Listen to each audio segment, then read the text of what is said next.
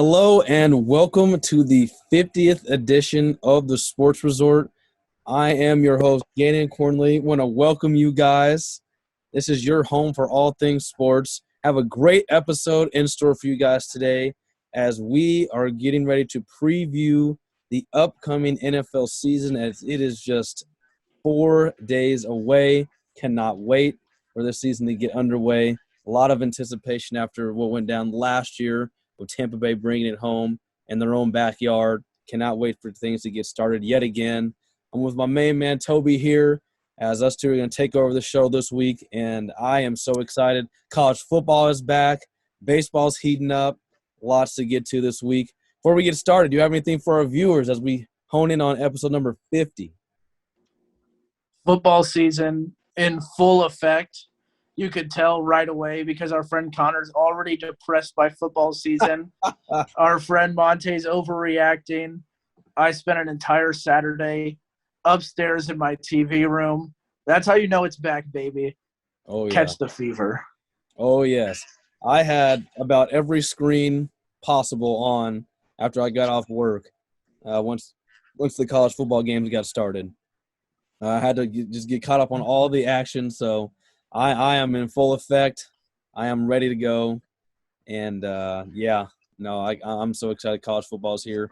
Lots of upsets occurred over this past weekend with the game starting on Wednesday, actually. Then more action got going on Thursday and Friday, which led us to a very action-packed Saturday in the world of college football. But we will get into all of that a little later in the show. Before we get started, you guys know how we get down. We start off with the first segment titled, What Is You Doing? Highlighting some of the biggest idiots in the world of sports. You said you were looking at yours right before we got on air, so I'll let you go ahead and go with yours first. To be a big, huge, overarching What Is You Doing? And it's going to go for Big 12 teams who played against FCS teams. This was a horrible week. The Big 12, well, they didn't lose like Washington did. Iowa State, a top 10 team, 7th in the country, won by 6 against an FCS team. Oklahoma State always goes bowling, won by 7 against an FCS team.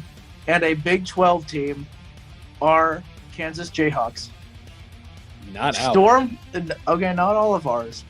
75% of our Kansas Jayhawks stormed the field after a win over South Dakota, their first win in over 660 days. I guess that's reason to celebrate.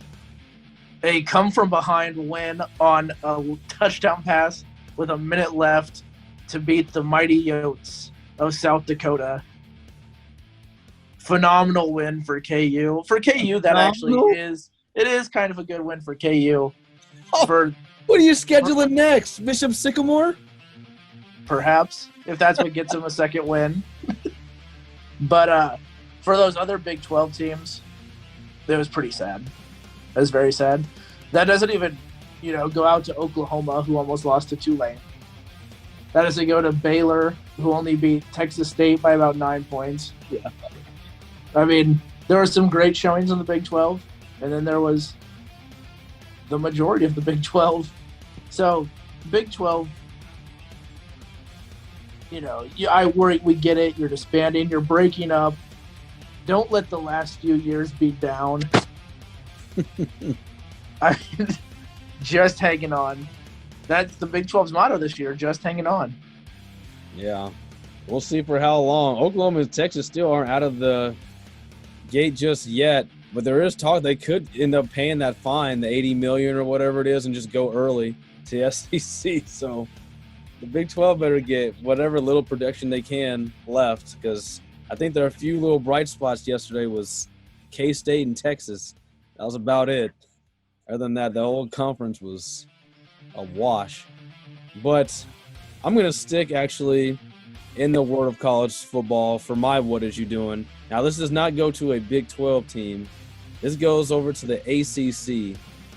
And my What Is You Doing goes to this random North Carolina fan who decided to go into the student section at the Virginia Tech game and take a swing on this frat boy and got absolutely mauled. He got consumed by the freaking crowd. He took it upon himself to go into their crowd, throw one little punch that looked like it did no damage whatsoever.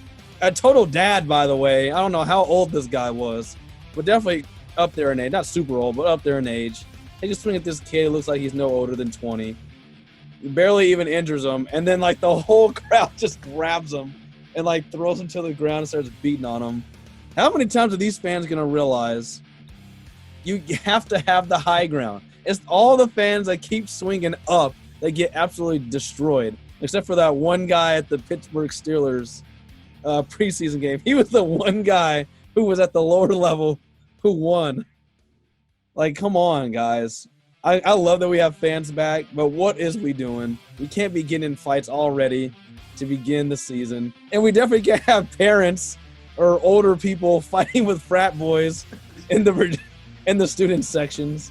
Because that's a quick way to get fans removed again from the stadium. So college football fans in general, what are we doing? There's been fans in general, really. It's been baseball. It's been preseason NFL games, NBA playoffs. We're finally getting fans back. We're acting a fool. So what is we doing there? But in this instance, it goes out to that North Carolina fan. What was you doing? I can't lie. He wanted the smoke, though. He did. Yeah. He was walking angry across the stadium.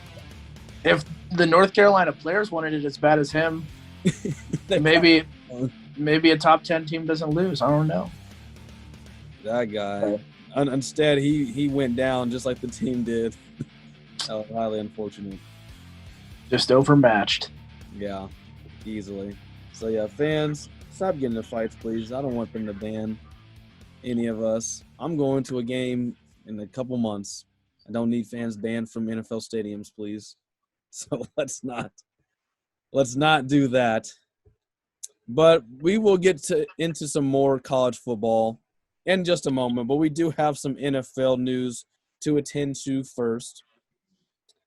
Of course, the league starts up this upcoming Thursday, kicking off with the Super Bowl champions. They will be hosting the Dallas Cowboys. Dak Prescott is scheduled to be back. He is apparently at 100%. He's a full go. He has miraculously gone from they don't know what's wrong with his shoulder to he's going to be playing every snap in this upcoming game. So I don't know what this means, what his health actually truly is. He's still not a full year removed from breaking his leg. So we'll have to see if that has any hindrance at all. But nonetheless, that game will be underway. I believe it's going to be 7:20 Central Time, and I believe that game will be played on NBC. So definitely tune into that. We will actually be doing a quick recap of that game after that game concludes on Thursday. So stay tuned for that as well. Get our initial reaction, just like we did last year with the Kansas City-Houston game. We'll be doing that for the Dallas Cowboy and Tampa Bay. But those are not the only games, as that is just our Thursday game. And then we will also get into some Sunday action as well. Plenty, obviously, all teams in action. Are there any games in particular that you're looking forward to on Sunday? Of course, being a Kansas City native, the Browns and Chiefs definitely stands out as a huge game. I'm going to kind of go pretty niche game. This is one I don't think a lot of people are going to be focusing on. I'm pretty interested in the Chargers going to Washington in week 1. I feel like both these teams are talked about as if they're sleeper teams. And what usually happens is early on you can tell if one team is going to be horrible and one team is going to be great. And with so many teams, we're talking about sleepers. We're talking about the Chargers, the Broncos, Washington, the Giants, you name them. Everybody's sleeping on them according to their fan base. I want to see what's real right away. And I think Herbert going up against that defense in Washington is a great week 1 matchup that's completely under the radar. That's obviously one. The Cardinals and Titans, another huge one for me. 2 teams that have gotten some of the most publicity in the offseason for big roster moves. Obviously the Titans adding Julio Jones, Bud Dupree. They've gotten big name stars on both sides of the balls. So of the Cardinals, the Cardinals, they got Hopkins last year, bring down AJ Green, not quite the same level that he was, but they add Rondale Moore, James Conner, guys like that, skill players to the offense. JJ Watt joins the defense. I mean, that's what you want week one. Yep. And again, this is separating right away. You're going to find out, okay, this team here could have something, or, hey, I could start betting against this team further down the road. This is a team that doesn't have it. We thought they would. They don't. So I'm very excited about those two noon games specifically. The 325 games, they don't catch my eye. I'm going to be watching the Chiefs 100%. I'm not going to focus on any of those other games. The Patriots game, yes. The Alabama Bowl there with Tua versus Mac, going to be great. But, yeah, Browns-Chiefs, the huge one on Sunday, obviously. And by far the one I'm looking forward to most. Don't even have to talk about it. You know why. Well, here's the thing. I am not, and Toby knows this, I am not as big on the Browns as a lot of people are. I actually don't even think – I think that'll be a close game for a little bit. I don't think that'll be even remotely close to being the best game, at least in that 325 slot. The game – I'm obviously looking forward to that, but the game I'm actually most looking forward to is going to be the Green Bay Packers at the New Orleans Saints from Jacksonville, Florida. Is it Jacksonville or Tampa Bay?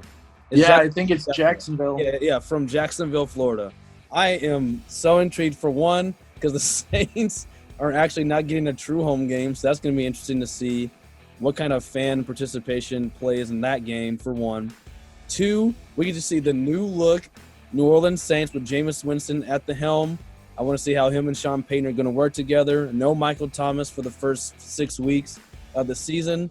So what's that going to look like? Aaron Rodgers spending a majority of the offseason away from his team. How is he going to be gelling with his new teammates? He did get an old friend alert back with Randall Cobb coming back. I'm very interested to see how Aaron Rodgers, one, comes back to his team, getting back to action. Will we see him back as an MVP level? Is it going to be more of a I'm just here to do my 1 year and get out type of thing? So I'm very interested to see that. And two, the next game I actually cannot wait to see. I'm actually really interested in how the Pittsburgh Steelers and the Buffalo Bills game. That one, I believe that one's at noon.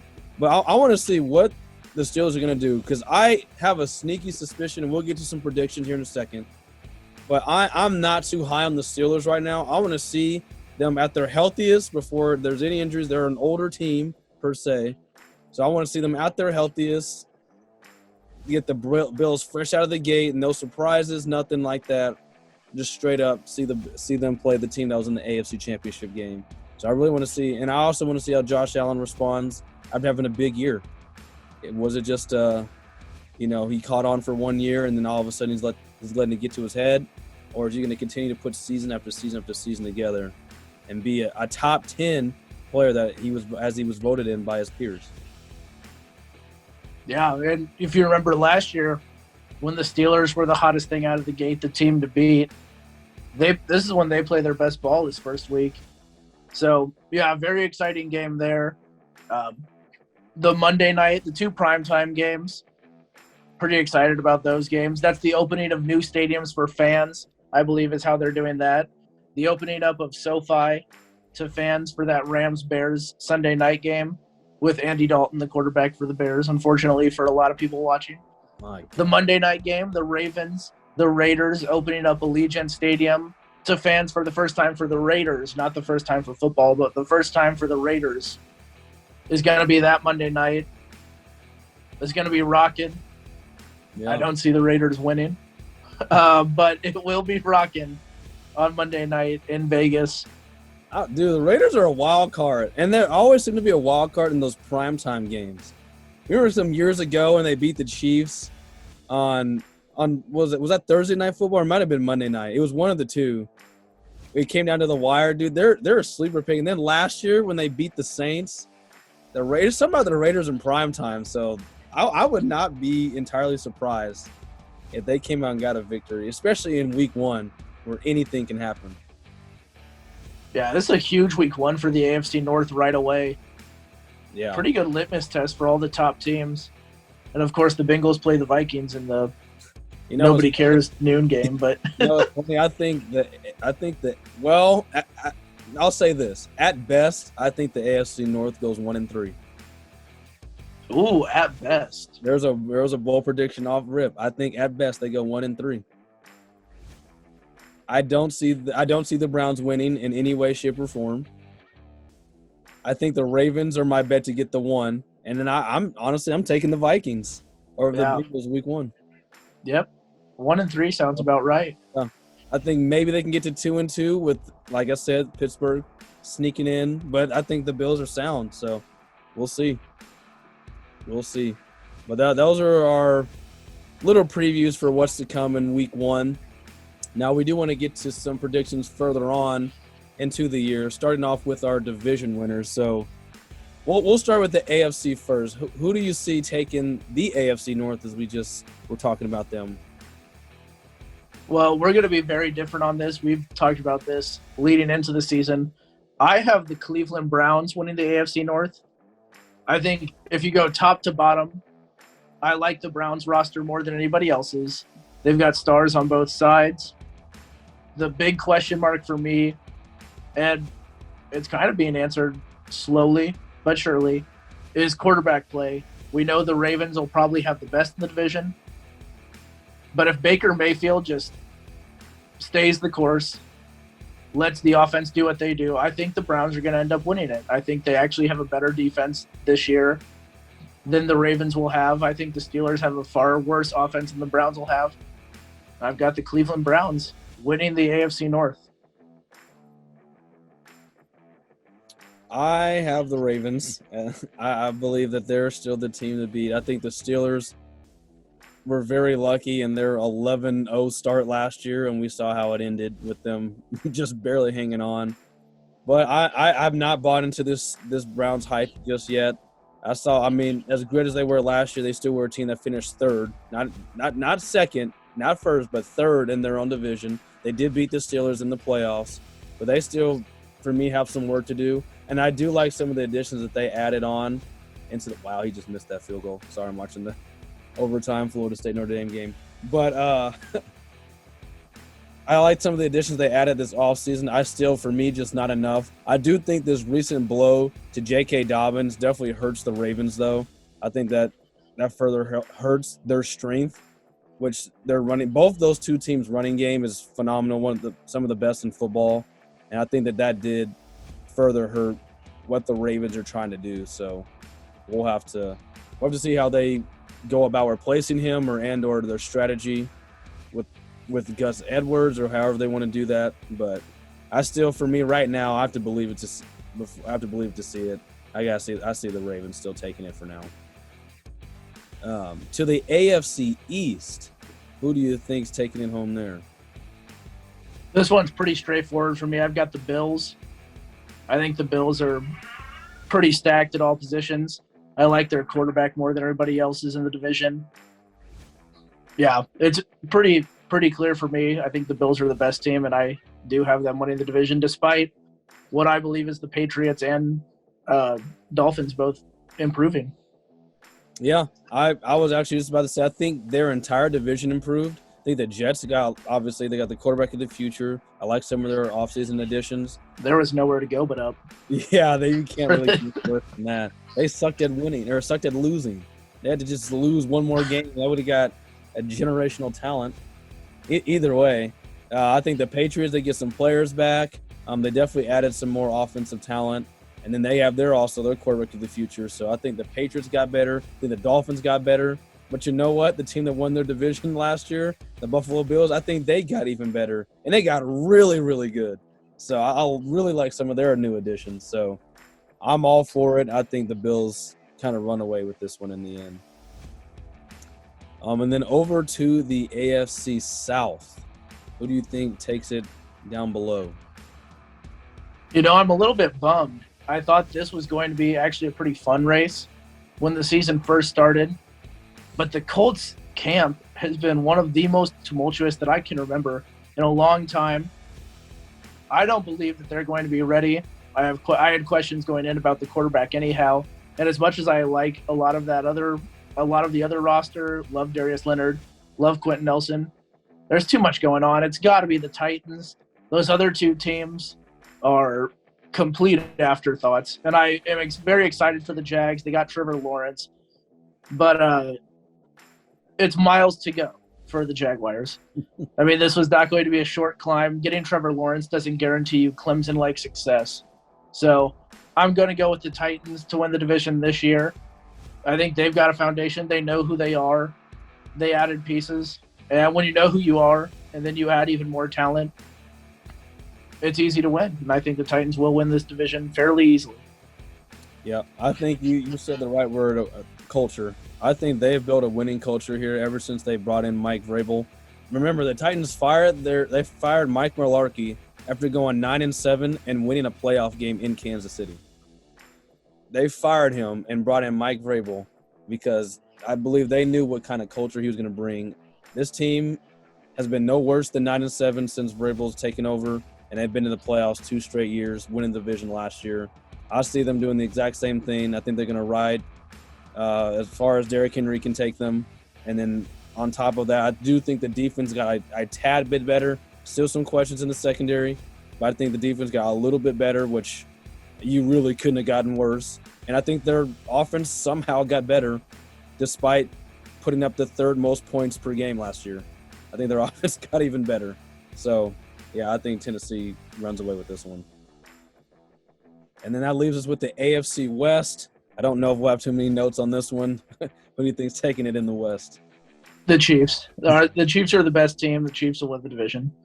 I will say I think this is a division also that's very improved, but similar to the AFC East, when you have the best quarterback and the best roster that surrounds that quarterback, that's hard to beat. Chiefs win the division.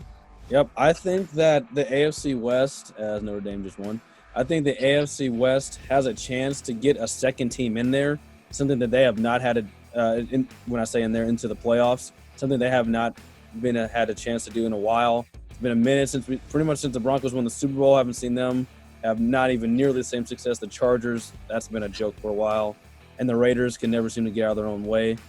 But I think this year is finally a time when we might be able to see a second AFC West team. Specifically for me, the Chargers, and we'll get into postseason play in a little bit. But I think the Chargers and the Broncos and even the Raiders, really all 3 of those other teams, they have the potential to make a run at the postseason. So, but it's the Chiefs to lose. Like, it'd be ridiculous to assume anything different than that. So we'll go over to the NFC and we'll just kind of flip it. So we'll do the NFC West first. Yes, this is my old nemesis because I never picked the division winner in this right. I have a good feeling about the Rams this year. I'm going with the Rams. I know it's a new quarterback. It's such a tough division. The reason I'm picking Rams, and this may be a controversial statement, I believe the Rams have the best defense, not just in their division, but in the entire NFC. I believe the Rams and the Buccaneers are right there as those top 1 defenses.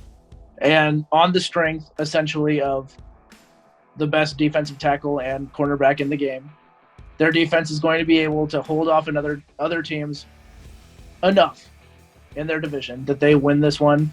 Very close. This is probably going to be a division that comes down to those Sunday night games, the ones we all look forward to on week 18 now. Mm-hmm. But I've got the Rams. I think Stafford is an upgrade over Jared Goff, so I'm going Rams. But it could be anybody. Like anybody wins it, I wouldn't be surprised. The Cardinals win it, I wouldn't be surprised. The 49ers were just at a Super Bowl. The Seahawks, we know how they've been the last decade. I mean, ridiculous. But I'm sticking with the Rams. Mark it down. No, I agree with 99.9% of your analysis there. The one thing with a division like this, it forces me to do one thing, and that's look at quarterback play. And I'm sorry, but I have to go with the Seahawks here because they have the best quarterback in this division. I believe that we have an injury-prone Jimmy Garoppolo, who then will have to pass the reins over to a rookie. I think Matthew Stafford is also injury prone, also with a new team and a new system. So while I do think they will be very good, I think the Rams are for sure a postseason team, a team that will make the playoffs. I don't know exactly how much it'll gel, nor how quickly it'll take them to gel, nor if Matthew Stafford will be available for all 18 weeks. I don't believe he'll play all 17 games this year. So I think that'll play a part in it. Russell Wilson, when is he ever out? Russell Wilson's never out. He plays every game. Never in question. And then Kyler Murray, very good. I still think he has another step to take before he's kind of on that Matthew Stafford, Russell Wilson level. So that, just for that reason, I think he's coming, but I don't think he's there just yet. But I have to go with Russell Wilson, just due to the fact that he's the best quarterback in that division. I also think that honestly, all of those coaches, minus Cliff Kingsbury, are very good. And we'll talk about some head coaches a little bit later in the show. But all the head coaches are really good. Pete Carroll's the one that's won the Super Bowl. So in the dying moments, he's had his flaws for sure.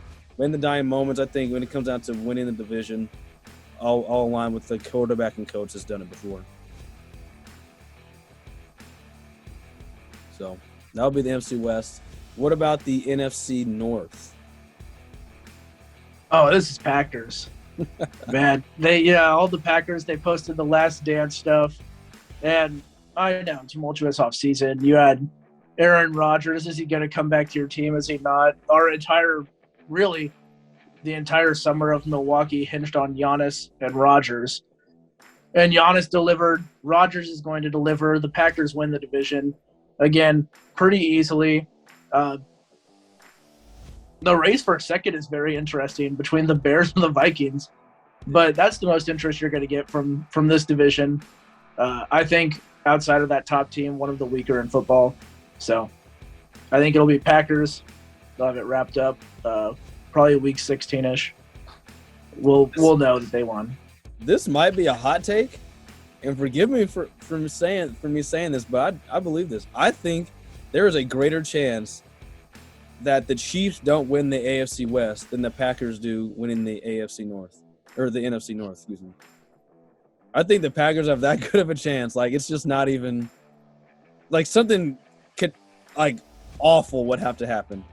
Like, Aaron Rodgers doesn't play half the season. I think even if they threw in Jordan Love, they could scheme up enough to where if he had to come in for, a couple weeks, like, Aaron Rodgers would have them far enough in the division where they could at least still win the division. Like, it's something catastrophic would have to happen for the Packers not to win this division. I just don't see any way any other of these three teams come up. No, I don't either. Unless the Bears move on from Dalton way faster than they say they're going to, and Fields is the guy that Peyton Manning. Yeah, if Fields is the guy that Bears fans at training camp say he is. Even then, that would be a miracle. Oh, it's still tough, yeah. NFC South. Last year, I picked the Saints correctly. I told you the Buccaneers would come out of the wild card and win the Super Bowl. If the Buccaneers don't win the division this year, it's going to be a crying shame. The Buccaneers are the best team. I think they showed it last year. There's people betting on them to go 17-0. That's not going to happen. Everybody needs to calm down with all that 17-0 stuff. They're not going to go 17-0. They're going to win the division. Drew Brees out in New Orleans. And the Buccaneers, they found their stride late in the year, as I thought they would. And so coming back, year 2 of Tom, yeah, division winners, 100% in my mind. And again, the race for second, I feel like in this division will be more fun than the division race itself. So, yeah, no, again, not quite on the level of Green Bay, but it would something awful would have to happen for Tampa Bay not to win this division this year. I think, as we kind of talked about the AFC West, how every team got better, I think somehow, some way, every team in the NFC South got worse. I think Atlanta got worse. They lost their best offensive weapon. I guess the Panthers, you can't say got worse. They do get Christian McCaffrey back, so that in itself makes them better. But they also have a new quarterback. I do like their draft pick, their first-round draft pick. So maybe the Panthers got a little bit better, but not by much. And then the Saints lost one of the greatest quarterbacks we've ever seen. So, and they replaced him with a guy who last time we saw him start for a team threw 30 interceptions. So every team, 2 out of the 3 teams got worse. It's Tampa Bay's to lose, which then leaves us to the NFC East. I mean East. Who do you think is taking the NFC East this year? By default, and not because I believe they're a good team, but because I do believe in history repeating itself, that we never get a repeat champion. We won't. I'm actually going to go with the team that I think is the second best in the division as of right now, the New York Giants. And I know there's going to be – everybody in the NFC East has a reason to believe that they can win the division. And that reason is that everybody else in the division they don't believe is very good. So with that being said, I feel like a lot of weaknesses outweigh strengths on all of these teams. I don't trust Washington's quarterback. I don't trust the Giants' offensive line. Don't trust the Cowboys' defense in general. The Eagles. So, like, basically process of elimination. I'm going to go with the Giants because I believe Daniel Jones is not going – I don't think he's going to take a major step. But I think he's improved a little bit each year. And the little bit of improving he does might put him on an even par with Ryan Fitzpatrick. Then it's going to come down to skill position players and defenses. And Washington, I think, surprised a lot of people last year. They're young. They're actually a great defense. I still don't believe in them scoring points. I know Antonio Gibson's still there. I know they picked up Curtis Samuel. But I just think there's something about that division that somebody doesn't want to win it. And then I feel like it's just the Giants' turn. And I'm not going to pick the Cowboys because you can't trust them at all. Then everybody hates to be the fool at the end of the year that has to go back and re-listen or re-watch themselves saying, the Cowboys this year. Watch out for the Cowboys this year. So I'm not doing it. Even if the Cowboys are good this year, I don't want to be the one preseason telling them they are good because then I'll have to eat my words at the end of the year, and I'm not doing it. I'm telling you right now, you will never, ever hear me say those words. I never trust the Dallas Cowboys. In fact, I love that they have success sometimes. It's honestly, I cannot stand the Dallas Cowboys with a passion. I wish they would go 0-18 or 0-17 now. But you know what? It's honestly more fun when they have a little bit of success, which they will. They're too talented not to. Their offensive line is still good. They still have when their quarterback's healthy, he's one of the top quarterbacks in the league. They have maybe the best wide receiver core, considering 1 through 3 in the league. Defense did get a little bit better, but they get in their own way, and it's just too much fun. There's no way I would ever put anything, any money, any betting, not even on this show, my words, on the Dallas Cowboys. Not a chance will they be winning this division. We all know I love me some Philadelphia Eagles. They're not that guy. Not this year. They're just not that guy. Which leads us down to 2 teams, and I think this team honestly would have won the division last year had we not had Doug Peterson pull the rug underneath Jalen Hurts for no apparent reason at all in Week 17 of last year's game versus Washington. I'm going with the New York Giants. I do think they're winning this division. I think they would have won the division last year had the Eagles stuck with Jalen Hurts. I think it would have brought them back and beat Washington in the final week of the season, giving the Giants the victory last year anyway. I think they kind of, in a way, got screwed out of it. So I think this year they come back, finish the job, and it's their turn. Yes, yeah, that Week 17 game last year was absolutely painful. It really seemed like they did it on purpose just to screw the Giants. Truly, that's how it felt. And the fact that they made that the primetime game was even worse. Yeah, it's the Giants' turn. But yeah, speaking going back on the Cowboys, if they get out of Week 1 and Dak Prescott is still feeling 100%, that's going to be a huge win for them already. Even if they lose the game, which I believe they will. No Zach Martin for the Cowboys Week 1. tested positive for COVID, so they're Yeah. all pro guard out. So you're going to have some backups and some, I'd call them above average offensive tackles, dealing with the best front seven in football, with a quarterback who's had shoulder problems, snapped a leg. So if Dak Prescott gets out of that game, fine. It's a win for the Cowboys after week 1. Yeah. So Cowboys fans, don't fret. Don't cancel Don't your fret. season after week 1. Cancel it. Keep up the good vibes. You know, the Cowboys year, foo. Nothing. Anybody who's wearing jean shorts that go down to their ankles and the old Shaq sneakers, you know, this is your time. Don't get discouraged by what the Bucks do week 1. We haven't got discouraged in KC because of a Bucks game. So we ask the Cowboys keep that energy, because it is a lot of fun, like Gannon said, to see it all sort of crumble. Yeah. When the heat is on, when they have a chance. It starts off bad every single year. They start winning some games. They start getting confidence around Thanksgiving. The Thanksgiving game never goes their way, and then it just falls apart from there. This is how it goes. And I fully expect it to go the same way now. I'll tell you right now, I think the Cowboys will have a positive record. They can't go 8-8. I think they'll win at least 9 games. I just don't think it'll be enough. We believe the. A matter of fact, the Giants go 4-run. I think the Giants will 4-run and win 9, go 9-8, but would have a better division record. Just enough. That's all it counts. That's all that matters. That's assuming Dak Prescott stays healthy the whole year. But yes, yeah. But we'll see. But enough Cowboys talk.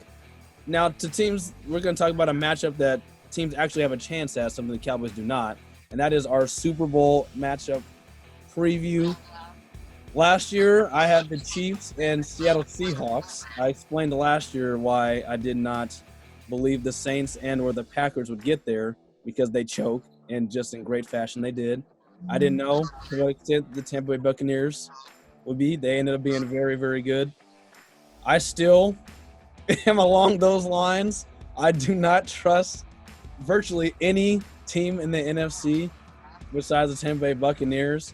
I do believe it is extremely hard to go back. It's very, very rare. I'm gonna go out on a limb here. I'm gonna go out here, and my Super Bowl prediction is gonna be wild. Maybe deemed biased, but I'm gonna say it because I think that I'm just playing the odds here. I think that it's very hard for the same two teams to go back to back. Because I will acknowledge right now, I think the Chiefs are the best team in the AFC. I think the Tampa Bay Buccaneers are the best team in the NFC. But the odds of us seeing a Super Bowl rematch are very unlikely. And the odds of seeing either one of those teams to go back again, especially for the Chiefs to go back 3 times in a row, very, very unconventional, not impossible, especially when you have Patrick Mahomes. So my Super Bowl prediction, as of constructed right now, I'm going to go with, in the AFC, I'm going with the Buffalo Bills. And in the NFC, I'm going with the Green Bay Packers. I will not be surprised if I'm absolutely dead wrong. I'll admit that right now. But I'm going to play some odds here. I think that the Buffalo Bills, I love what they've done, like I mentioned earlier. And my God, one of these days, the Packers have to get over their NFC Championship woes. You'd think one day, maybe this is the year. If it's not, wouldn't surprise me. Yeah, so that is a little bit out there. My Super Bowl prediction, if I was to make one, very just realistic, very boring. It's Chiefs and Bucks. I said it before last season. They're the 2 best teams in the NFL. They should be playing in that. But if I was to go out on a limb, I really don't. It's pretty insane because the AFC is way more talented than the NFC. I'm going to put that out right now. I believe the AFC teams have a lot more talent. I believe the Chiefs are just that good. That I think about it, and I can't even picture a scenario where the Chiefs get upset in the playoffs. It is very hard. I try to picture it in my head, and I think about Buffalo, but I think about the game last year, how bad it started for the Chiefs, how easily it ended. Honestly, pretty mercifully by the Chiefs, all things considered. I try to find the team that can take down the Chiefs. I have such a hard time doing it. I'm actually more confident in the Tampa Bay Buccaneers not going back from the NFC. And even though the Buccaneers have the greatest postseason quarterback of all time, and even though the Buccaneers have probably the best defense in the NFC, I'm going to go with the other team that I thought was right there with them. I think the Rams can. If the Rams made a Super Bowl with McVay coaching Jared Goff to the Super Bowl, and I know there's a lot of turnover. There's no Todd Gurley. You're not going to get the 20-some touchdown runs that you got from Todd Gurley and all that. But there's something about a team that plays such good defense in the postseason that they can honestly sort of make up for any deficiencies with an offensive game, which is what gets the Packers in trouble, as we spoke about.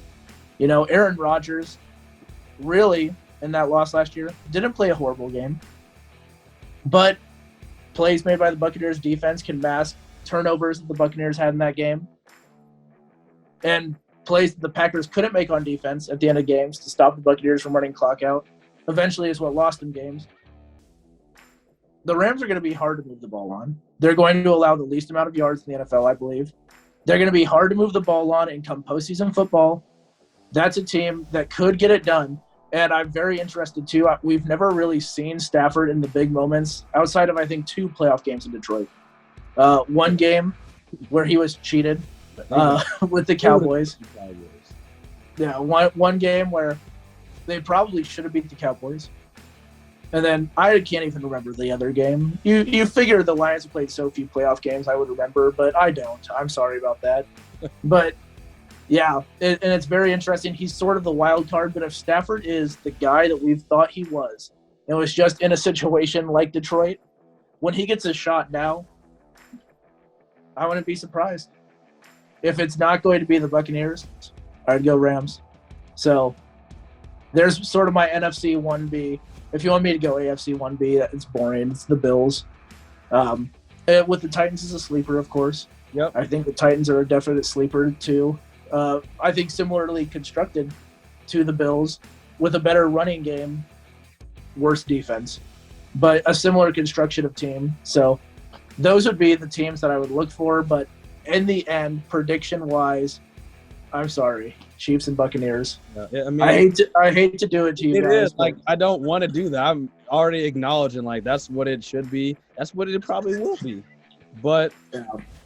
I don't know. I'm just going with history. The NFL has been around for a long time. It is just very hard for even as dominant as the Chiefs are, even as dominant as the Bucs are. It's just very hard to see the same 2 teams go back to back, for the entire league to have a full season of film on both these teams and not figure out ways to at least slow them down. It's just so rare.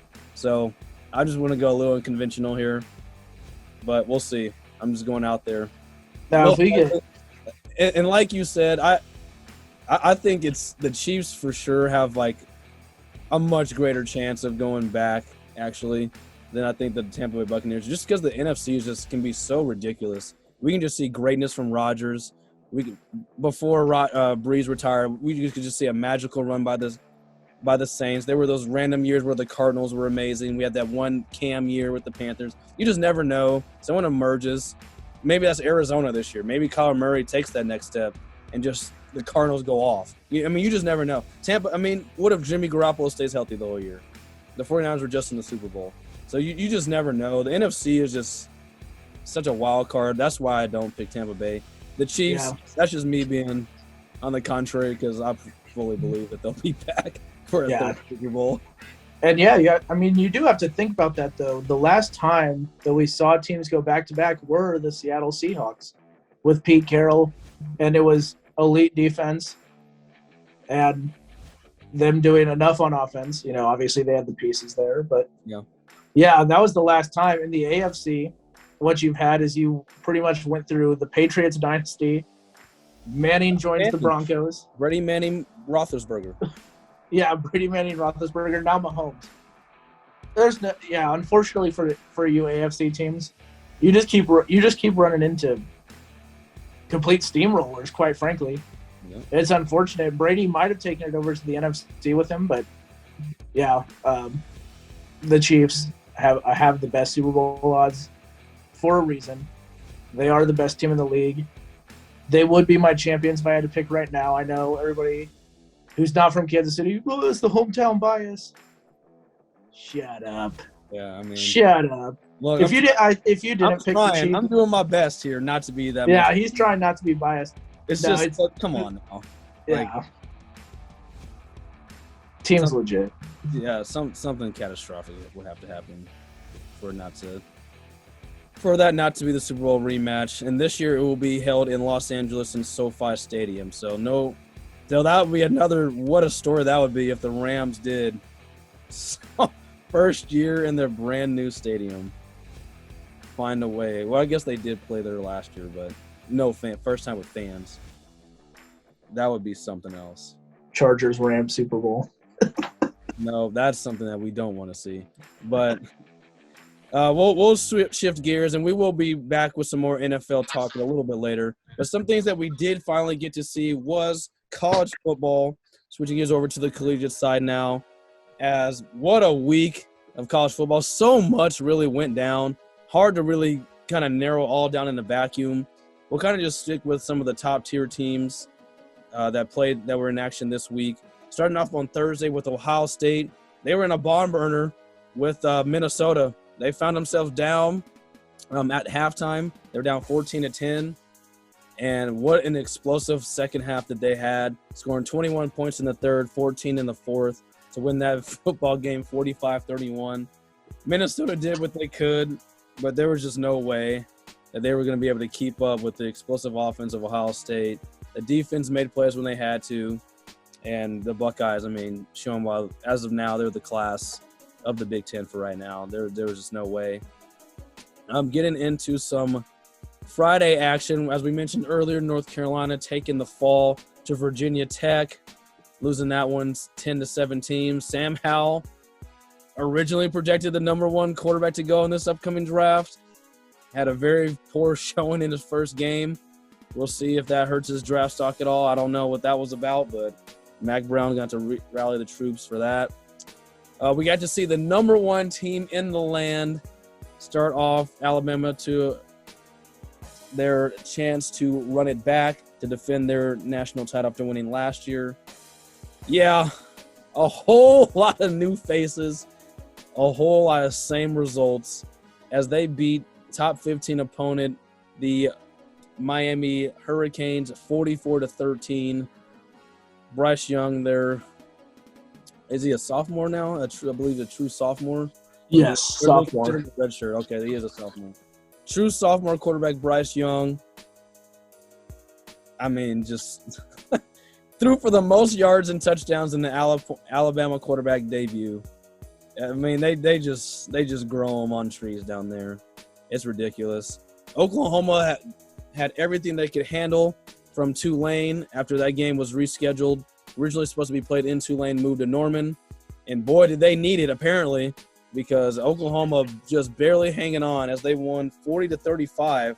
After going up by several scores, all of a sudden found themselves in a tight game after Tulane got an onside kick but unable to capitalize. And Oklahoma escaped with the 5-point victory. And obviously the game that we have been most looking forward to over the weekend was the Clemson Tigers going up against the Georgia Bulldogs.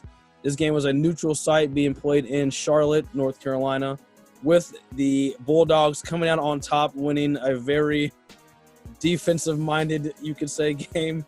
10-3 was our final score. The only touchdown of the game being a pick six that happened late into the second quarter. I don't know. There was just very few first downs made in general in that entire football game. But Georgia's showing that their defense is nothing to be reckoned with as they came in on top in that top 5 matchup. And then, of course, Toby mentioned that the number 7 team in the land, Iowa State, barely hanging on, beating Northern Iowa at home. Just to kind of wrap up some of the top 10. We did have a top 25 matchup between Penn State and Wisconsin. One of the ugliest games I think I've ever witnessed in my life. Casey's own Graham Mertz, quarterback for the Wisconsin Badgers, not his best showing as Wisconsin fell 16-10. There was no scores in the entire first half. It was 0-0 at halftime. Penn State at one point had 2 yards entering the third quarter. So that 2 rushing yards entering the third quarter. So that was pathetic. But it was the Nittany Lions in the end getting the victory on the road. And then we did have one more top 20, or we had 2 more top 25 matchups. One between the Iowa Hawkeyes and the Indiana Hoosiers. That game was over, according to Connor, within the first 49 seconds of the game, as Iowa scored 2 touchdowns before the 13th minute had even struck, as that was not even close. 34-6 in favor of the Hawkeyes, taking down the Hoosiers. As, man, Iowa putting it on our boy Connor and his Indiana folks. And then we had our one more top 25 matchup between Louisiana Ragin' Cajuns up against the Texas Longhorns. It was the Longhorns in the end. Pretty impressive performance. It was pretty close throughout the first half. It looked like Louisiana was going to make this a game in the third quarter. Texas ended up pulling away in the end, winning that game 38-18. In their head coach's debut over at Texas. Obviously, lots of scores, lots of stuff I just rattled off there. What were some of the biggest takeaways you took from this opening weekend of college football, of the real week 1? Yeah, they said this was the year of the defense coming into the season. They said this is going to be a year. We saw so many great offensive performances last year. All those quarterbacks that went in first round, they were just lighting people up every week. They said this is a year for defense, and it could be week 1. It could just be the unfamiliarity with the teams coming back, playing with fans. But, man, offenses were sloppy this week. Started really on Friday, really, with North Carolina, Virginia Tech. Neither team really lighting it up. That's an incredibly tough, hostile environment to go into if you're North Carolina. Sam Howell, he lost 4 of his top 5 targets from last season. Came in, turned the ball over. The Tar Heels could get nothing done. And really just a lot of the feeling from that game just sort of trickled in to the rest of college football. That Penn State-Wisconsin game, ugly game. Georgia-Clemson, ugly. I think actually Georgia-Clemson was by design ugly, whereas I think a lot of these other games just happened to be ugly. So, yeah, offenses this week will really struggle. Even Iowa and Indiana. I mean, Iowa ended up scoring 34 points. They had 2 pick sixes, so say Penix makes a tackle, we're looking at potentially a 20-6 win for Iowa. Still not great for Indiana when you throw more points to the other team than you score yourself. Is never great. But yeah, offenses, man. This was a bad week, and it wasn't like they were going up against these defensive powerhouses either. Iowa State 16 points against an FCS team. Washington 7 points against it. Not to mention them, they lost. Lost to Montana. Yeah, 7 points against an FCS team. Yeah, it was, man, this week for offenses was really tough to watch. Of course, then you watch Notre Dame, Florida State, which you expect to kind of be a little bit better defensively, mainly because Florida State you don't trust to have an offense at this point in their program. And then they light it up, so, there goes the theme for the weekend. But really, the game everybody wants to talk about, the Georgia Bulldogs, the Clemson Tigers. I called it from the start. I told you what was going to happen. I said the Georgia defense was too good. DJU is not on Trevor Lawrence level right now, clearly not on Trevor Lawrence level right now. We obviously don't know if he'll ever get there, but I knew this Dogs defense was going to be tough. I did not expect them to be that good right out of the gate. I mean, Alabama's performance was A's all around. Their offense was incredible. Their defense was incredible. Their kicker hasn't missed in over a year. They're incredible everywhere across the board. But as a single unit, how does it get any better than what Georgia's defense did week 1? To open the season, top 3 team, and they allowed 3 rushing yards in the game. Unreal. Absolutely unreal. If Georgia doesn't do it this year, if they don't, go to the SEC, challenge Bama, win a national title this year, it'll never happen under Kirby Smart. Is the takeaway that I got from week one. If you wanted a big overarching takeaway, that is my takeaway from week one. If it doesn't happen this year, it's not going to happen. They're not going to have a defense this good again for a long time because it just does not happen. And if they don't take advantage this year, it's not going to. So, yeah, love the Dogs, love what they did. This is the year. You've got to capitalize on this now. This is the biggest one you've had in a long time. Got to capitalize on it now. I don't disagree with anything you're saying. We talked about this a little bit last night. I think you're correct. I think there's no better year for Georgia to do this. I think their defense last night was absolutely insane. 2 yards, 2 rushing yards. Now, I do think that quarterback was rattled, man. And obviously that's a credit to Georgia's defense. But man, that dude was making some poor decisions. DJ was out there just, I don't know what he was doing, just taking unnecessary. Now they had, I think they ended up with 8 sacks on the night. 7 I think it was, finished with 7 sacks. Dude, but some of those, easily could have been throwaways. He just stayed in the pocket way too long. Something I don't think that an experienced quarterback would do, and/or we're looking at Bryce Young. So my overall takeaway right now from week one is I hear what Georgia did on defense, and obviously that's going to be huge. I just don't think there's a team in America that will be able to score enough points to hang with Alabama and also score on that defense. Like Georgia, if there's going to be a team, I think you're right, it's got to be Georgia, because their defense is going to have to be able to shut down Alabama's offense. But their offense looked pitiful as well. And Alabama's defense is right there with Georgia's defense. So you got to be able to score some points, because your only real score of the day was a pick 6. And then you got a random field goal in the fourth quarter to kind of, in a way, put the game away. But that's not going to get it done. Relying on your defense to generate points, and you basically provide no other way of scoring, because Alabama's defense is better than Clemson's defense. I can tell you that. So, well, at least I would imagine so. So, or they're right on the same level. So, I think Georgia's going to have to – and it's week one. Like, obviously, we always have these big overreactions. Georgia offense will rise. Alabama at some point will come back to reality a little bit. They're not as great as they are. They won't beat every team by 40 points. Like, they're going to have struggles. They're going to have hiccups in the secondary. Bryce Young will still be a young quarterback, make mistakes.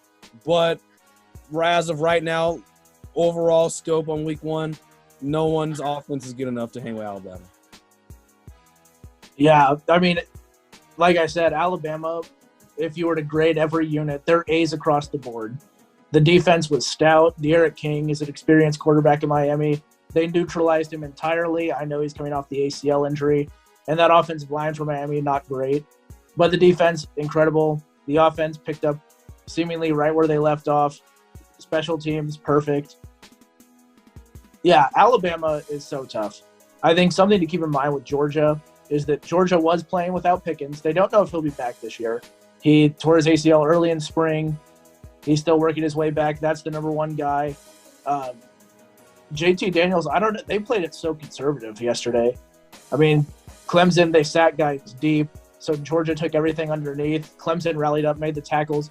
Their front seven, Clemson's front seven is, and we talked about them, Georgia, Alabama, Clemson, the top 3 front sevens in the country. Their defense, the Clemson defensive front, I believe, is second only to Georgia's. The Alabama linebackers, I do believe, are better. But that Clemson defense flew around. They just kept everything in front. And Daniels got conservative. If Georgia wants to win against Alabama, they have to be able to open it up. They have to let JT Daniels sort of go make plays, which they didn't do yesterday. That's why I think it ended with a 10-3 game, because it never for a second in that game to me felt like Clemson was in it. The whole time it felt like Georgia dominated whatever they wanted to do. Even when they weren't scoring, they were moving the ball enough that they won the field position battle, put Clemson in horrible, horrible spots. And a JT Daniels interception. But aside from that, it never felt like Clemson had much of anything go right for them. And I'm extremely excited going forward after we've seen week 1 to see Alabama against not only them if they do make it to the SEC championship game, they don't play in the regular season, but Alabama against Texas A&M too, because Texas A&M is a team that's very similar to Georgia in the way they play defense, the front seven. They're a huge physical team, which Miami is not. Miami's a little bit, I hate to say it, but they're a little bit soft around the edges with just sort of the way they play. And I think we'll know a lot more about Bryce Young in Alabama once they start to get into the meat of that SEC schedule, specifically Texas A&M. Because I don't want to take it. Yeah, I don't want to take it. Yeah, it is just a few weeks away now. And I don't want to take anything away from their win over Miami, who I don't believe is a bad team. But, yeah, I think this is something we all sort of expected going into the game, was even with a new quarterback, a new running back, all new wide receivers, mostly new offensive line, that they were going to steamroll. And so I think they're just – dudes, man. And you know what makes it look even better is when you're the team that has those or one of those teams that has expectations that actually does live up to them, because everybody else didn't. OU didn't. Iowa State didn't. I mean, even Texas A&M for a second there was close with Kent State. You know, the new quarterback that they had, who I was gushing over in the group chat, threw 4 interceptions week 1. So Haynes King, you got to figure that out, buddy. But yeah, the other teams just, I think, by comparison, look so bad that we look at Alabama even that much better. The only other team that everyone talks about, obviously, yes, they get the best recruits. I mean, because they're Alabama. But what Nick, I feel like this gets so lost. They don't just, you can't just show up, be the best athletes, and to just show up and think you're just going to beat everybody. How Nick Saban gets these guys ready, turns over the roster every single year, finds a way to get these guys to play and be that prepared is just nothing short of remarkable. They're starting everyone new. That's a whole new team that just played, that they had back in January when they played in the national championship. It's a whole new team on offense and defense for that matter, but really the offense, nothing. As if nothing changed. It's truly remarkable. Yeah, that's actually a great point, and something I thought about with Bryce Young too, because there's a lot of talent in the country, obviously all around. But the difference between Alabama's guys that come in and the other great programs guys who come in, like take Haynes King at Texas A&M for example, he has something special. His measurements all line up with Justin Fields in terms of how fast he is, how high he can jump. Just the physical measurements match up to Justin Fields, the way he can throw the ball. And he was very rough around the edges against the Kent State team. So he has it, but he doesn't know what to do with it right now. Whereas Bryce Young is also a guy with it. And in week 1, Nick Saban taught him how to figure out that he had it. If you're getting what I'm saying. Yeah. He knows versus a decent team. Yes. Yeah, and that's really what separated them too. Yeah, Miami, they're not bad. They're definitely not a bad team. And yeah, he looked sensational. And I hate to do this. I really hate to give any sort of credit to this garbage can of a university and their completely trash fan base, their program, everything in general about it is utter garbage. But Ryan Day, phenomenal job in the second half of that game, settled CJ Stroud down. He's another guy who has it, didn't know what he was doing with it. And Ryan Day must have sat him down in the locker room in the halftime. He said, "What are you doing out there? Do you know who's on your team? Just throw them the ball anywhere. Just anywhere. They're going to make the plays for you." Lo and behold, yeah, they score, 4 touchdowns of 40-plus yards in the second half? I mean, it's ridiculous. And if there's just teams out there that can do that. And that's what college football has been like for a while now, which is why, to me, it was very refreshing to see the Georgia defense play the way that they did. most spectacular. I was so happy for the Dogs. I've been making a big deal about it all week. I was told by everybody that I was stupid for going against Clemson. But not told you were stupid. Yeah, everybody was telling me. They said, there's no way. I was like, just watch. Just watch. I'd rather Georgia be happy in week 1 and crying like they usually are by the end of the year. So I'm fine with that. Tears of joy after the national championship, probably. Yeah, that a different SEC school won it, but not them. They want to cry tears of joy for those guys. They're tired of them. Some of these guys who were on Georgia were there when they beat them. Yeah. The last time. There's a few stragglers there. Yeah. But, yeah, outside of all the big ones, I'm sorry to Connor. It's sort of a welcome to what a lot of us experience. You know what? This is what a lot of us experience as college football fans. Me being a Michigan fan, I know you being a Florida fan. Pretty much every game. Mizzou's a being a Mizzou. Pretty much all these games, we get our hopes up. And there's going to be times when everything goes wrong, and you lose, and it ruins your Saturday after Thanksgiving. You got yours out of the way very early, right? So it's going to be pretty nice. Wipe the expectations off. Go beat Idaho next week. Get ready for Cincinnati the week after. Good God. But just go from there. This was a good learning experience for our friend Connor, who unfortunately could not make the podcast tonight, to talk about that game himself. But it was a good step in the right direction for his college football fandom. As bad as it was for Indiana, it is a step that you have to take as a college football fan to learn to live with it. Because, I mean, after last year, Indiana's losses were we weren't motivated enough. The ball was in the air with a chance to beat Ohio State, you know. So they needed a loss like this just to sort of, you know, humble them in a way. And the Ole Miss loss wasn't enough, huh? Apparently not. 2-game losing streak couldn't be any of my teams. I'll tell you that. No, I was telling my dad this, actually. We were having this discussion. We were laughing at Indiana as they took a massive L. But they are a lot like Mizzou. Like, they're the best to watch when there's no expectations. Like, I have more fun watching Mizzou when they're not ranked, when they're just out doing their thing. Like, Mizzou, they were kind of tripping yesterday, and then they kind of got together in the end.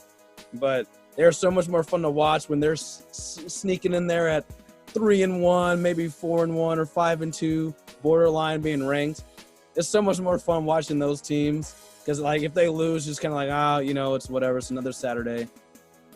But the moment they get ranked or, God forbid, preseason ranked, and there's expectations over the entire season, that's when it gets real frustrating. And, yes, being a Florida fan, as you see in my jersey here, can be real frustrating because Florida I can't remember the last time we weren't ranked something preseason, and this year we're 13th to start off.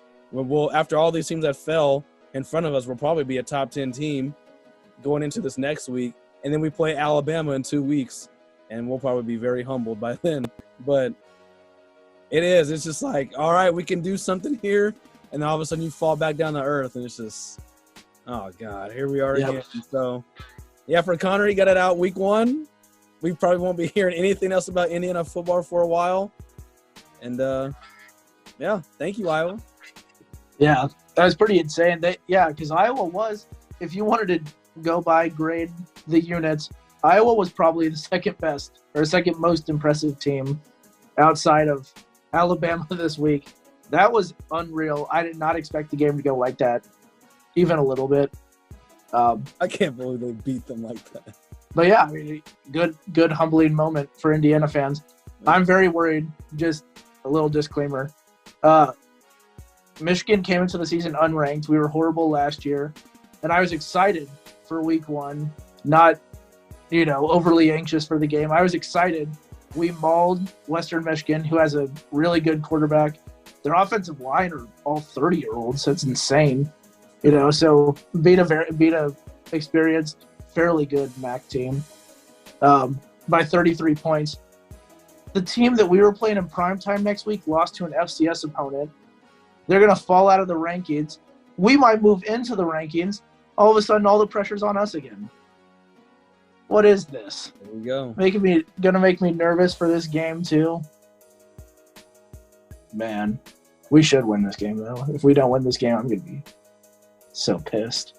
I'm gonna be violently angry. Violently. All right, so we'll leave the gridiron alone for just a split second here. We'll go over to some baseball, go over to the diamond. We're just going to keep you guys updated. Quick MLB update here as the wild card spot for my Yankees slowly withering away now, but we still are in the lead for now, have a half a game lead over the Red Sox. And then the Seattle Mariners literally out of left field have come, and now they're only 3 games out of the playoffs. They have surpassed the A's. I really can't believe this. And not only have they passed the A's, but technically right now, according to ESPN, the Toronto Blue Jays somehow have a tiebreaker over the A's. So the Blue Jays and the Seattle Mariners are in the ballpark here. So definitely don't sleep on them, as we're still a couple weeks away before these postseason C's have been finalized. Over into the NL, earlier midweek, the Dodgers found a way back, taking first place over the San Francisco Giants.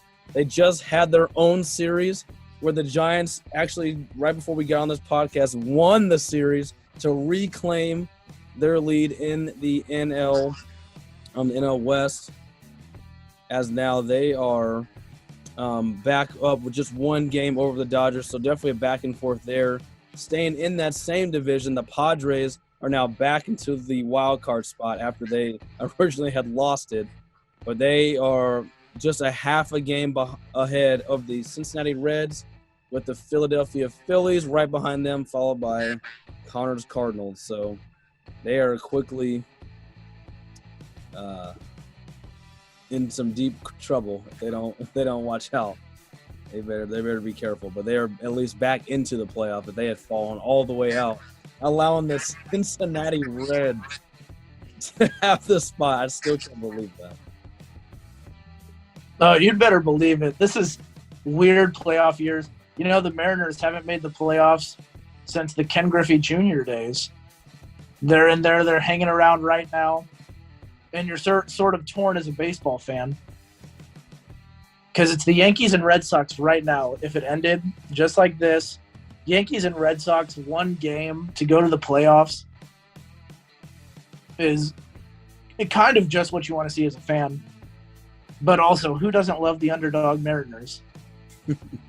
I mean, yeah, so conflicting there. I guess the good news is no matter what happens, you're either going to get a show or the Mariners are going to get a chance to play for the big one for the first time in practically our lifetimes. But, yeah, the National League is so much more fun.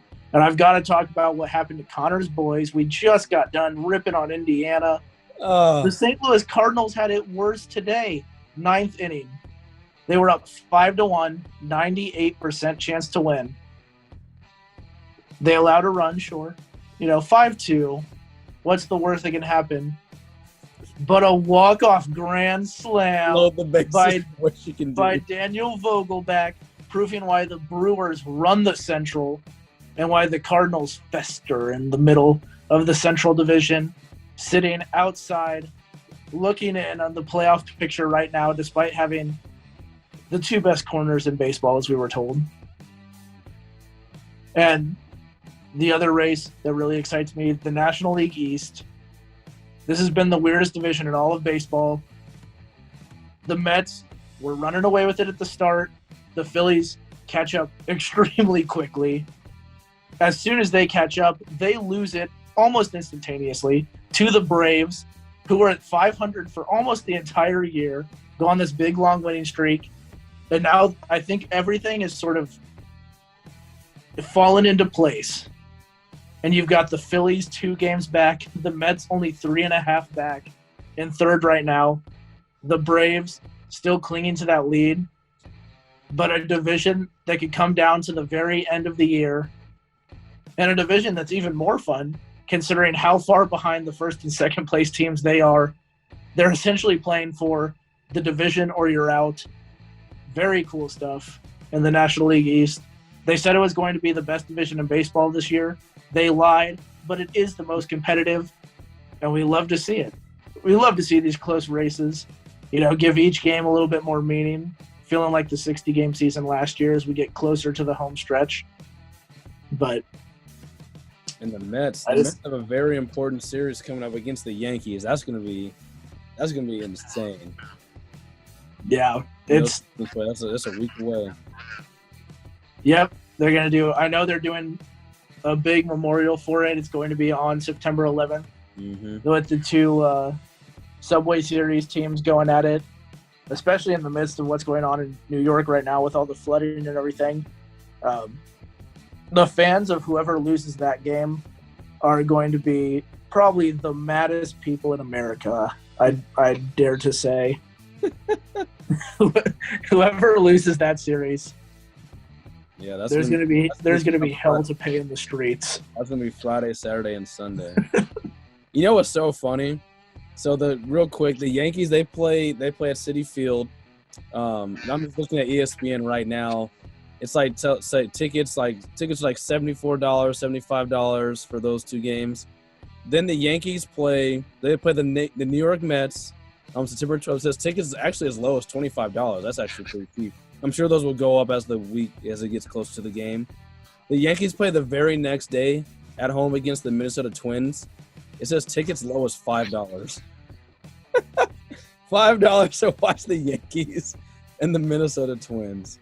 So nobody's here to watch the Twins. So for the Yankees' sake, I really hope they win that series so the maddest fans aren't having to not pay $5 to watch them hopefully beat the crap out of the Twins. Twins, what are y'all doing, man? Tickets as low as $5. You're not a bigger draw than $5 in New York. That should be what you doing. Yeah, that must be it. Is that a day game? That's got to be a day game. 105. Okay. I was about to say, if it's a weekday day game. Oh, excuse me. I misspoke. They later on, September the 20th, 21st, and 22nd, the Yankees play the Rangers. These are all evening games. Tickets as low as $4. What? You can cut a Yankees game for $4. You can't even go to Royals games for $4. And we're playing for nothing right now. We're playing to surpass Connor's prediction and get close to Gannon's prediction. Yep. Which, by the way, if the Royals don't surpass Connor's prediction of 65 wins, as we have 61 right now, I'll be depressed. I'll probably just stop talking about baseball for. Well, I can't really raise her in the playoffs. I just clicked on that link. There are several different sections open for $4 seating for Texas Rangers and New York Yankees. This is Vivid Seats right now. Wow. And these are night games too. Wow, Yankees. And then you look, then another series, they play the Red Sox, $100. Oh yeah. Okay, so all the fans 65. This one's $65 for Red Sox. All the fans have bought up all the Red Sox tickets already. Yeah, I mean that's a nice little possibly preseason preview. So we'll see. That could be. We got a great one this weekend. If that series is anything like the Giants-Dodgers series this weekend, that's going to be amazing for the game of baseball. I got to watch 2 of the 3 games between Los Dodgers and the Gigantes, as they were saying on the broadcast. And I don't want to see the Dodgers win again. So if it comes down to them getting into the wild card, I will cheer as hard as I can for whoever else is in that wild card game. But when the Dodgers win that wild card game, I cannot wait. The Giants, they just need to hold for a little bit, because that first round series, divisional round series between the Giants and Dodgers, magnifique. Man, that's going to be some good stuff. and they hate each other. The crazy You thing thought there was the Padres win or get that last wild card spot. They are the team that could do it. They're the team that could upset the Dodgers in that one game. But you know what's crazy? I then think they would go play the Giants and get destroyed. So it's a weird dynamic out west, isn't it? It's like the Dodgers do not want to see the Padres because they have the greatest chance of not advancing. But if any other team makes it, we're most likely having a Dodgers-Giants game in the next round. Yeah, and so it's going to be so tough. I like the Padres. I think I like the Padres in a series with the Dodgers to make it a really good series. But when you've got one game, you can go out there. This is a must-win, and you can throw Max Scherzer, or you can throw Clayton Kershaw, or you can throw Walker Buehler. I mean, what even is that? Actually, after saying that out loud, I don't like the Padres in that series either. But they've been good though. The Padres they find a way. All those teams play each other so well. And then the Rockies and Diamondbacks are also in the division. But those top three teams, they play each other so well. Seeing them, if it comes down to it, be the wild card game, even if the Dodgers come back, win the division, and it's the Giants and the Padres, seeing them and then getting the winner of that game in the first divisional round series, that'd be really fantastic stuff. It kind of put the Brewers and whoever wins the NL East puts that series on a complete back burner. Yeah. Like, who's watching this one when you've got the AL West the NL West showdown going on? Perhaps AL East, the same thing could be happening over in the American League side, just on the East Coast with the Yankees and Red Sox, and then the winner of that potentially taking on the Rays. All three of those teams, they play each other to some phenomenal games. So, yeah, very not branching out much MLB. 6 teams from 2 divisions in the playoffs. Half the playoffs from 2 divisions. We're going to have to start relocating some of the talent. Get some good ball players coming to Detroit and Kansas City. Well, there's talk that they're going to possibly implement a salary cap, so we'll see. Yeah, the Dodgers have to cut about 18 players. Yeah, that's what I don't understand. Like, the team's already constructed. How are you just going to be like, nope, you can't play for them no more?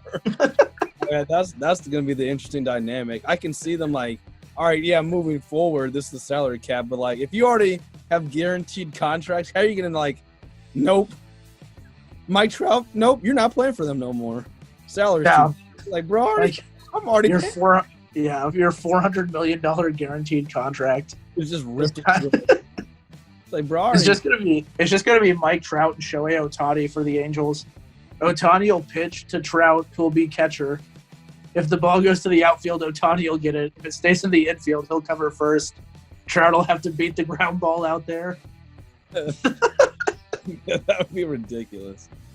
But that's a story for another time. We're only worried about the playoffs this year, and the race is heating up.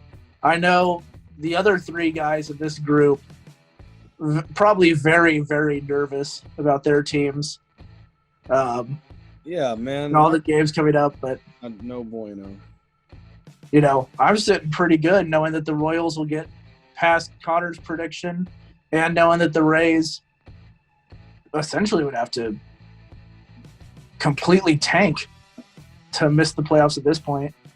Yeah, there's no way they'll make the playoffs. No. They really almost have won the division based on how the Yankees are playing now. If the Yankees were still playing how they were 2 weeks ago, it might have been a different story.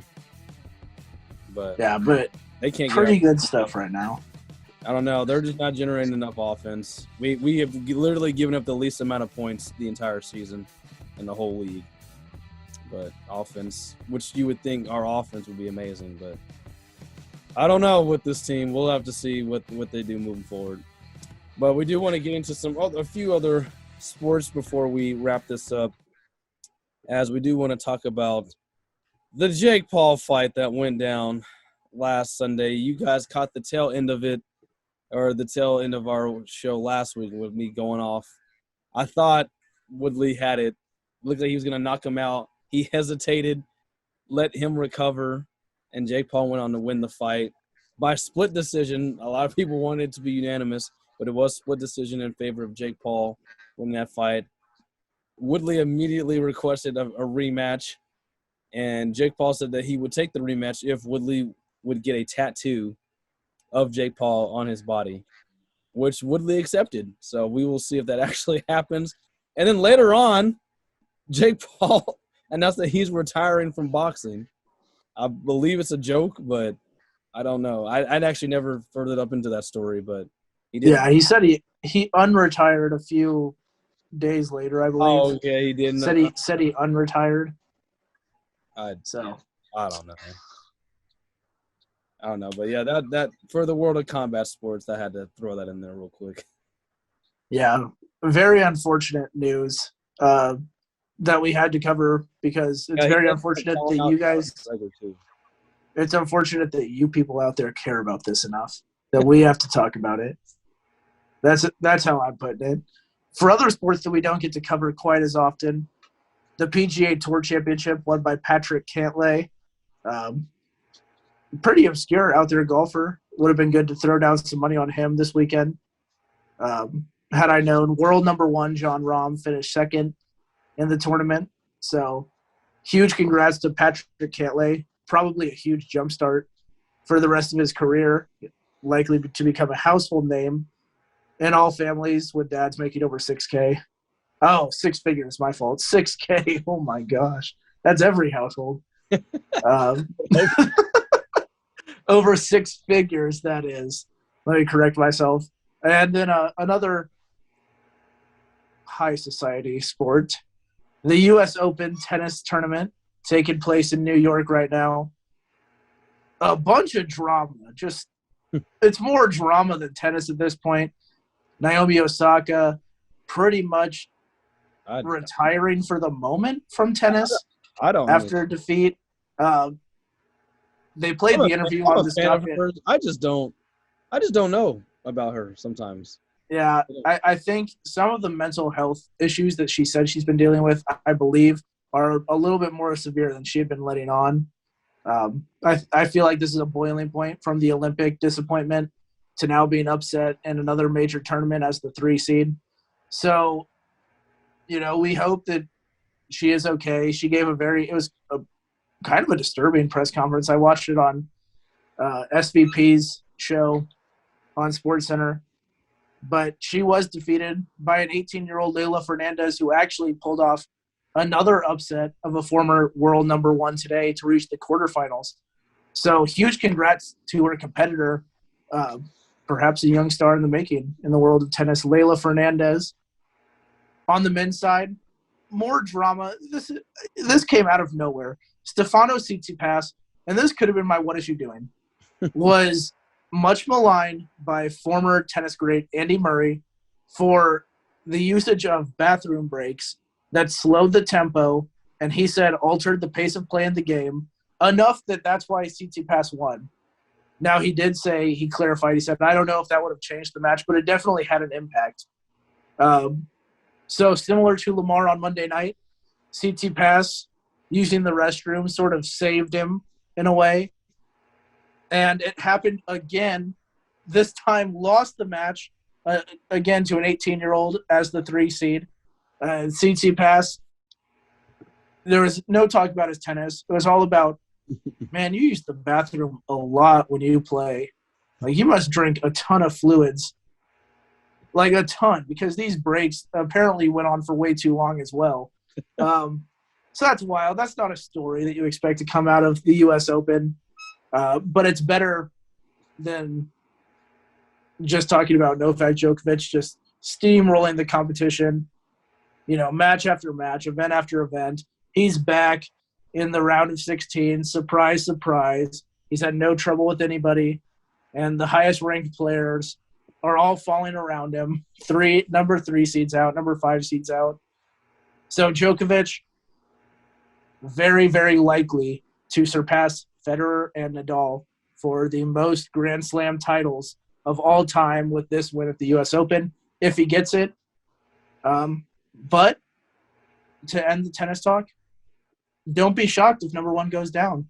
An unranked American, Shelby Rogers, defeated number 1 on the women's side in the 4th round, Ashley Barty. She came back after dropping the first set, knocked her out. She's the lone American left on the women's side. So I will be cheering for her as I am still in full-on Olympics mode. Just cheering for any Americans who are still there. And that is sort of your update for what's going on in tennis. There's going to be one more week. Sunday, those championship matches will be played, and we'll see if we have a new Grand Slam titles champion overall, and we'll see if we'll just see who wins it on the women's side. I mean, all the big names are out now. So I've lost track at this point. I don't know. Yeah. I don't know who's supposed to be favored, who should be winning, who should not be. So, I don't know. Some new life on the women's side then. Yeah. But that's where you're left. The chase for history and then the chase to put your name in the history books. Yeah, say on each side. Yeah. No, that's a nice little recap of some sports we don't always get to talk about. But that'll lead us to our welcome to your creed moment. There's always somebody out there acting like Connor Evan himself. And this week, I had to go with the Maryland Terrapins.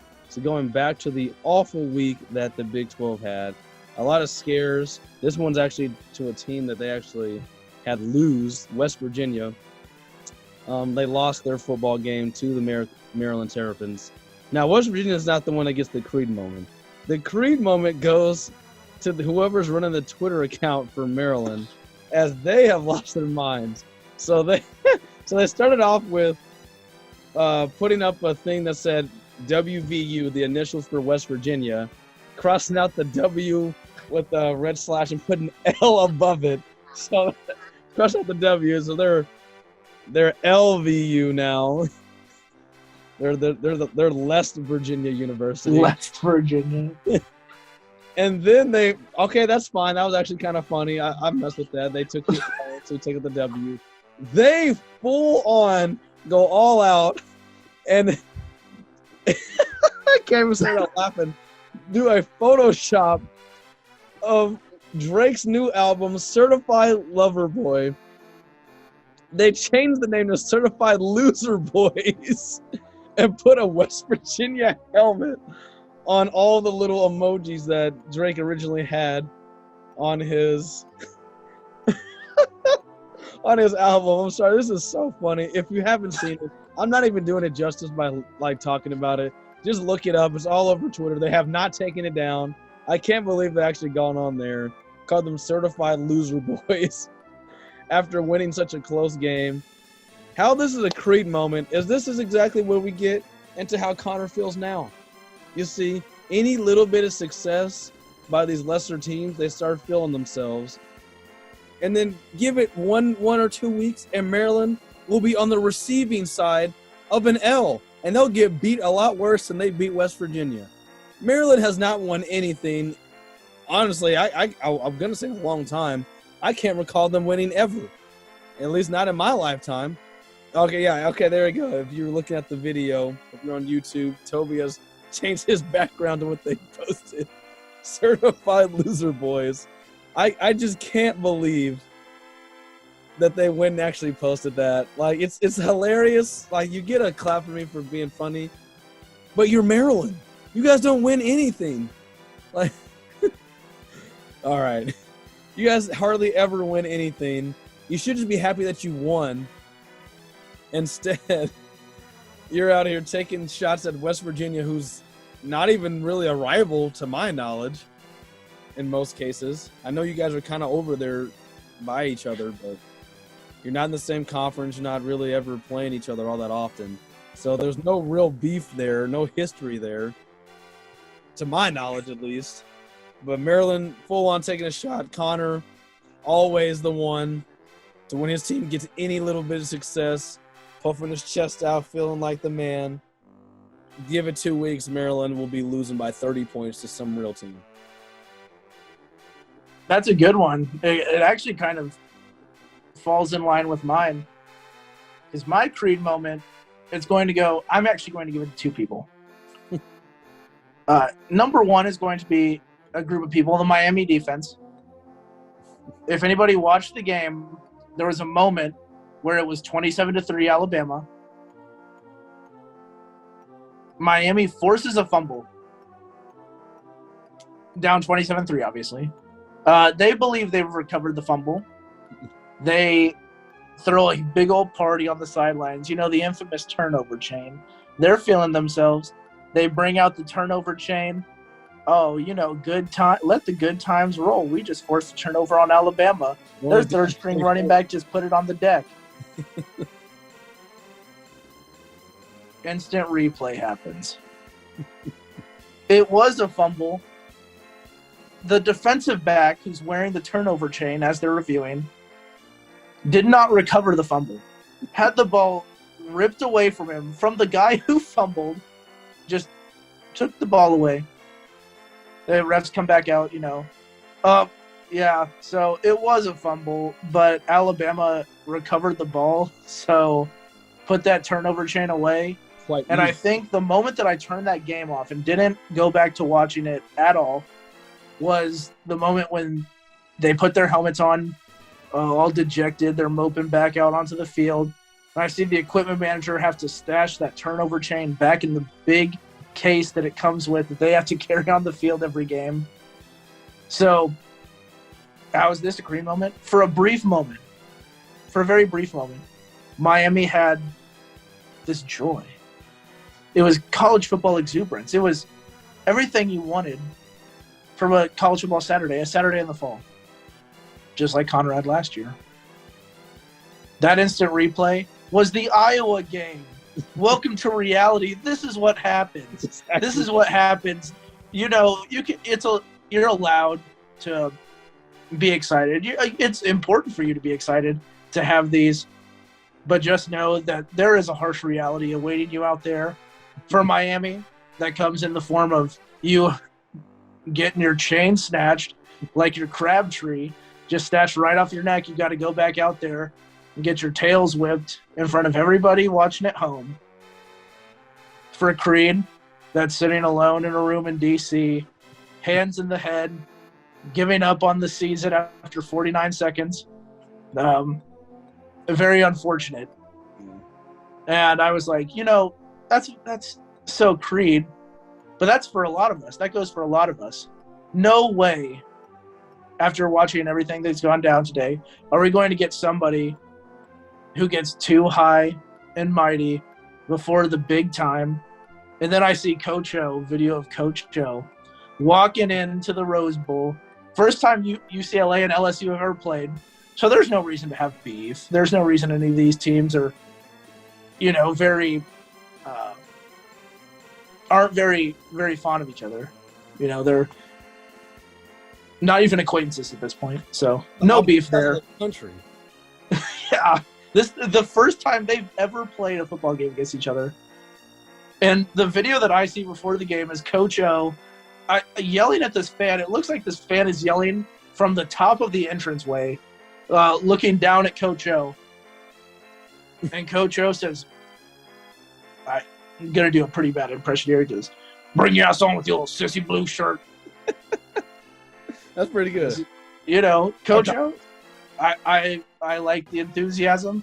It's important to have that exuberance. But then you cannot go out and get out-coached by Chip Kelly.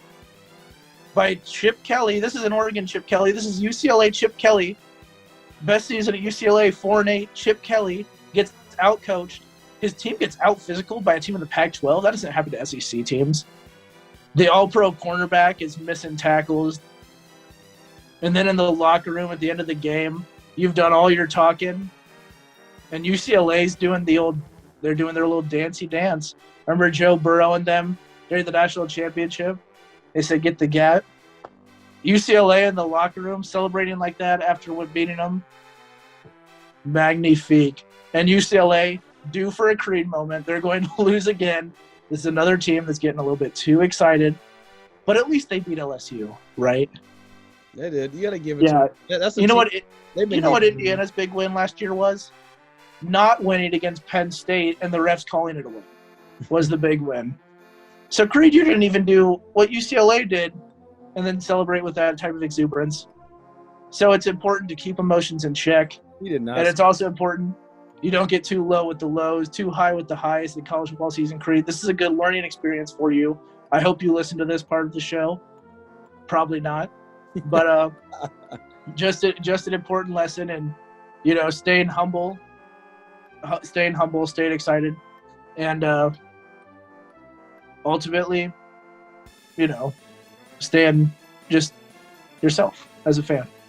But do better as a fan as well, because it seems like every week we're talking about the type of fan Creed is and comparing you to somebody else who's messing up. So yeah, maybe don't stay the same. Maybe dial it back a little bit. I guess you have no choice now, since Indiana's hopes and dreams were ripped away on Saturday. Yeah, R.I.P. Indiana's the biggest threat to Ohio. September 3rd, 2021 to September 4th, 2021. The arms of fly away, Indiana. Oh my goodness! What a season this is going to be. I can already tell. No, this is going to be right great. away. And it's week 1, but we've already gone way over. But so we're not going to really do a final thought. I do want to say though, big shout out to Toby. Actually, he actually has won our first week of doing our college football pick'ems. I've totaled up all of the standings. He has taken it home, just barely, but he is, especially now. After last night's, what won it for you, I believe, solidified your win last night, was the Nevada win. It's Nevada taking down. Nevada, the Wolfpack, baby. Carson Strong, first-round pick, calling it right now. The quarterback from Nevada. I can't believe it. Let's go. Yeah, winning with that pick there. So Toby's gonna be our first ever winner for the Sports Resort college football pick'ems. This week is great because we get to add some NFL picks to that. So it's gonna be all Sports Resort football picks coming up. Will be week 1 NFL, week 2 college football. Again, if you guys wanted to join, just hit one of us up. We will gladly get you guys in there. But I do want to give a shout out to him, and we will continue to shout out anybody right here on air. If you guys do win picks, so. Wow. I have so many people to thank. All of them happen to be me. I did the research. It's 1 week. We have a whole lot more to go. And I'm going to keep track, too. I'm going to total up all the picks of every week at the very end of the season. See where we're at. See who really studied the most. So, but that'll do it for episode 50. We have 50 of these things in the books. I'm super excited. I hope for 50, way more than 50 more, but hope for 100,000 and 50 more. But it's great to see where we're at now. We want to continue to grow this thing. Thank you guys for all your support. T-shirts are on the way. It's kind of out of my hands at this point, but I have ordered some more. I know people keep asking me about them. I'm trying. I've ordered them. I can't control when they get here, so. But they are on the way for those of you who have asked for a T-shirt. So I want to thank you guys again for listening. Again, this Thursday, we will be doing a recap of the game. We will also be revealing the last couple positions that we need to hit up for our top 10. That's linebackers, wide receivers, quarterbacks, and then our top 10 head coaches that will be entering the 2021 season. So we'll knock all that out on that show there. And stay tuned for next Sunday. We usually typically film during the Sunday Night Football game.